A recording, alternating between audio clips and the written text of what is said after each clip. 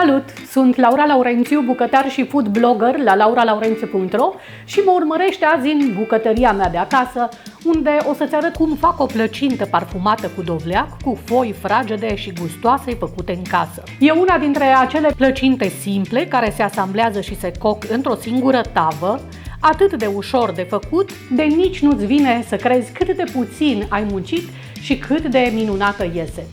Pentru foile de aluat fraged am folosit 350 de grame de făină, 50 de grame de zahăr, 150 de grame de unt cu 82% grăsime, 120 de ml de lapte integral și aici fac mențiunea că în funcție de cât de uscată este făina, poate fi nevoie de 1-2 linguri de lapte în plus sau, dimpotrivă, de o lingură de făină în plus. Am folosit un ou mare și va fi nevoie și de ou bătut pentru finisarea suprafeței plăcintei. Am folosit 10 grame de drojdie proaspătă, aceasta se poate înlocui cu 4 grame, adică jumătate de pachetel de drojdie uscată, un plic de zahăr vanilat, 7 grame, adică o linguriță rasă de sare și coajă rasă de lămâie. Pentru umplutură folosesc de obicei 1 kg de dovleac plăcintar ras, cântărit după ce e gata curățat de coajă, 30 de grame de unt, 150 de grame de zahăr, un plic de zahăr vanilat și scorțișoară după gust. De data asta însă s-a întâmplat că am avut doar 800 de grame de dovleac, așa că am completat răzătura cu 200 de grame de măr ras dintr-un soi acrișor și tare pentru plăcintă. Așa poți face și tu, în cazul în care nu ai suficient dovleac, pentru că gustul a fost parcă și mai bun. Încep cu umplutura, care se poate pregăti în avans. Prima dată topesc untul într-o cratiță largă, pe foc mediu. Adaug toată răzătura de dovleac și măr. Adaug un băț de scorțișoară și călesc răzătura, amestecând constant până când scade în volum și își intensifică și culoarea galbenă vibrantă. Și, apropo de culoare, folosesc batonul de scorțișoară pentru că acesta nu modifică atât de mult nuanța umpluturii ca scorțișoara pudră.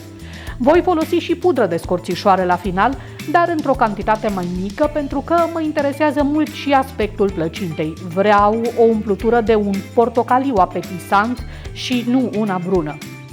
Ei, iată că volumul umpluturii a scăzut în sfârșit, adaug acum cele 150 de grame de zahăr, tot deodată.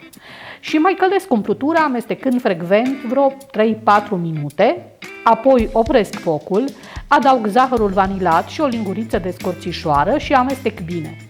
Acopăr umplutura cu capacul și o las să se răcească bine până la temperatura bucătăriei. Între timp mă ocup de aluat. Voi începe cu activarea drojdiei, pas necesar indiferent ce tip de drojdie se folosește, proaspătă sau uscată. Sfărâm drojdia într-un castronel și adaug o lingură de zahăr din cantitatea totală recomandată pentru aluat. Frec drojdia proaspătă cu zahărul până când se lichefiază, începe pur și simplu să curgă. Adaug acum cam o treime din cantitatea totală de lapte, care trebuie să fie călduți ca pentru orice aluat dospit, amestec bine și las deoparte cam 10 minute, timp în care drojdia, dacă este bună, se va umfla și va face o spumă densă la suprafață. În laptele rămas adaug sarea, zahărul vanilat, eu folosesc zahăr vanilat bourbon, dar se poate folosi de oricare, adaug și oul întreg și tot zahărul rămas. Amestec bine și las deoparte. Cântăresc făina într-un castron suficient de încăpător ca să-mi permită frământarea aluatului. Adaug coaja rasă de lămâie, doar partea galbenă, și sugerez să folosești coaja unei lămâi netratate. Amestec bine, apoi adaug untul semi-moale în cubulețe. Strivesc untul cu vârful degetelor, încercând să-l înglobez complet în făină.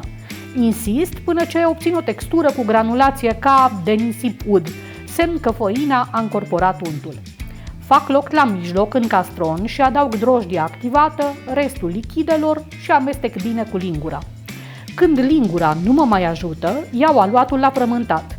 E posibil să fie nevoie, așa cum de la început am spus, de puțin lapte în plus sau din contra de puțină făină în plus. Asta depinde de fapt de calitatea făinii folosite. Când obțin un aluat omogen care se desprinde de mâini și castron, mă opresc imediat. Nu trebuie frământat mult, cu cât mai puțin, cu atât mai fragede vor fi foile de plăcintă. Imediat dau aluatului o formă de bilă, îl învelesc în folie alimentară și îl dau la frigider pentru o oră. Între timp, umplutura de dovleac călit s-a răcit.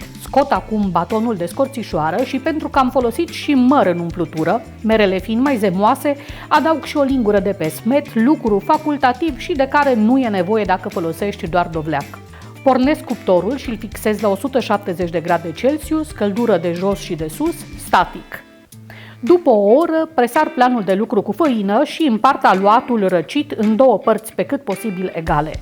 Lucrez cu câte o jumătate de aluat pe rând, aplatizez aluatul și îl întind într-o foaie dreptunghiulară cu ajutorul sucitorului, cu dimensiunile cât mai apropiate de 22 pe 32 cm, lățimea și lungimea tăvii pe care o folosesc, pe care am căptușit-o deja cu hârtie de copt. Rulez foaia pe sucitor și o derulez deasupra tăvii. Cu degetele ajustez marginile aluatului, îl potrivesc bine în tavă, apoi perforez toată suprafața cu o furculiță.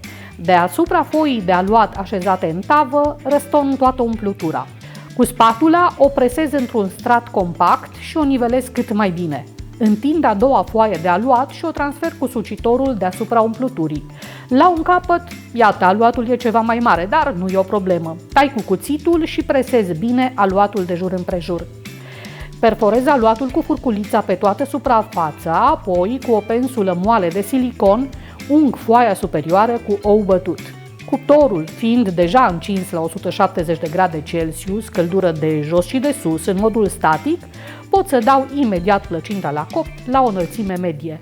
O las să se coacă timp de 50-55 de minute, să fie rumenă și frumoasă. De altfel, parfumul superb de plăcintă aromată de care se umple bucătăria este cel mai bun semn că e gata. O să las acum plăcinta să se răcească în tavă, apoi o porționez și, înainte de servire, o pudrez cu zahăr vanilat.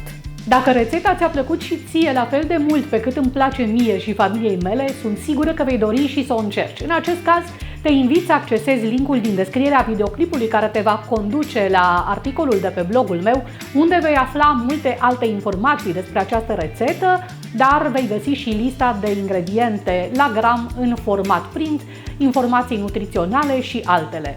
Dacă va ieși pe gustul tău, poate te gândești să-l distribui și prietenilor tăi de pe rețelele sociale. Și dacă tot am adus vorba de rețelele sociale, să știi că pe mine mă găsești și pe Facebook, pe Instagram și mai nou și pe TikTok. De asemenea, te invit să te abonezi și la canalul de YouTube Laura Laurențiu, dacă nu ai făcut-o încă, pentru că în curând te voi ispiti aici cu o nouă rețetă delicioasă.